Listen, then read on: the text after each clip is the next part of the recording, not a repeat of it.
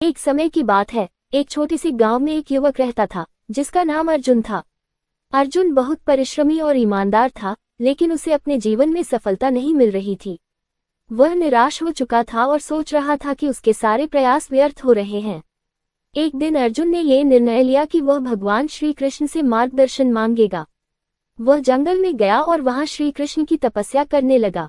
कई दिनों तक तपस्या करने के बाद श्री कृष्ण प्रकट हुए और अर्जुन से बोले, तुम्हारी तपस्या सफल हुई, अब बताओ क्या तुम मुझसे जानना चाहते हो। अर्जुन ने कहा, हे प्रभु, मैं हर संभव प्रयास कर रहा हूँ, लेकिन मुझे सफलता नहीं मिल रही।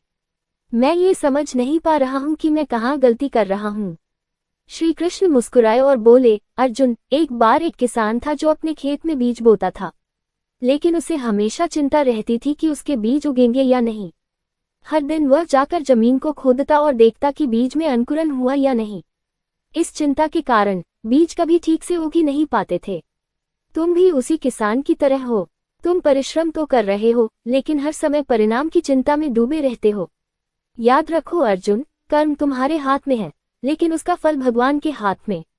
बस अपने कर्म को पूरी ईमानदारी और निष्ठा से करो और परिणाम की चिंता मत करो।